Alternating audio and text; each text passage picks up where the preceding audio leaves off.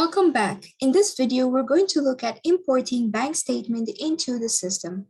RISE Accounting works with 4 major banks in South Africa. These are Standard Bank, Absa, First National Bank, and Nedbank. If you are using any other banks, you will have to import the CSV statements as you will not be able to connect your bank into the system. But that's no problem because importing a CSV statement is very simple and you can do it yourself. All right, the first thing that you have to do is to download your bank statements from your banking website. Please note that the file that you have to download should be in the CSV format. We cannot import PDF files, which is what you receive monthly from the bank. So when you're downloading a statement, make sure that the format is CSV. I will start by opening up the file that I have downloaded. Here it is. So I'm going to set up the system first in order to accept this file. If you do it once, there's no need to do it again. If for some reasons the bank or the format of a CSV file changes, then you will have to do it again. Now let's start by going into the system, bank and bank stream.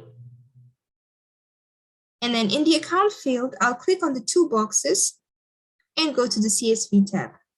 Now we need to match this part of the system with what is in your Excel spreadsheet.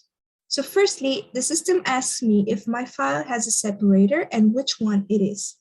So I will put semicolon and I will show you why. This is because my laptop saves, for some reason, all my CSV files with a semicolon. But from my experience, I've noticed that this is only my laptop. So your laptop could save it as a comma, as a tab, and as a semicolon as well. So you will need to make sure you have a correct separator here. And how will you do it? You'll go into your file, right-click it, and open with Notepad. And then when you open it up, this is what it will look like.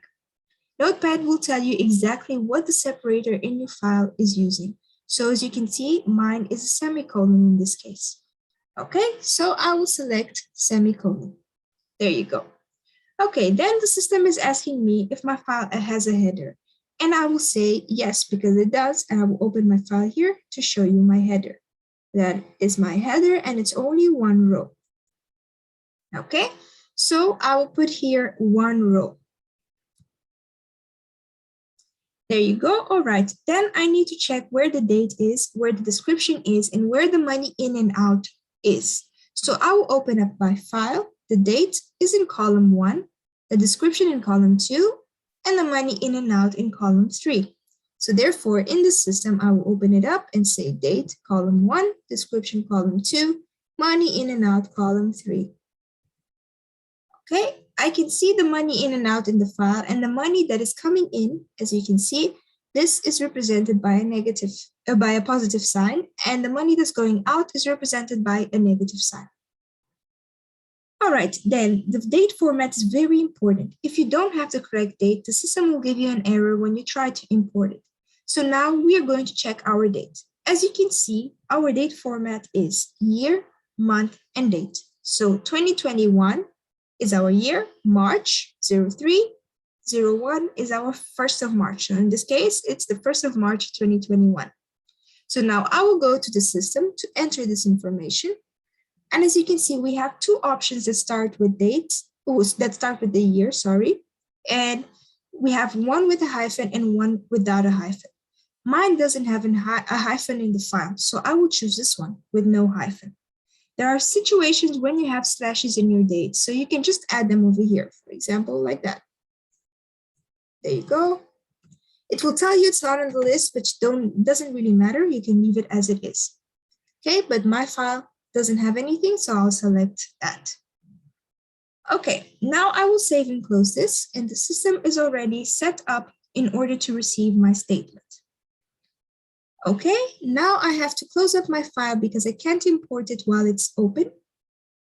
Then I will go into Upload, 3 dots, select from disk, and I will select my file, and then I will say OK.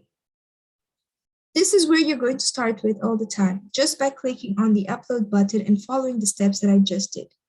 Okay, then here we can say continue, and the system will tell you the date range that you have in the file. If you want a specific date range, you can just say specify date range and click on the 3 dots, and you can put in any date that you want. but I want to upload all transactions, so I'll click on Upload All and continue. Sometimes I can get a message saying that I can have duplicates, but I would rather be safe than sorry. So I will always just say yes to all, just to make sure that if it's a duplicate, then I can just delete it if I want to. Okay, then the system will give you a notification, which I just removed, telling you that everything is uploaded, and you can check just to make sure it's correct. And that's all we have to do when we are importing CSV statements. Done for now. Goodbye.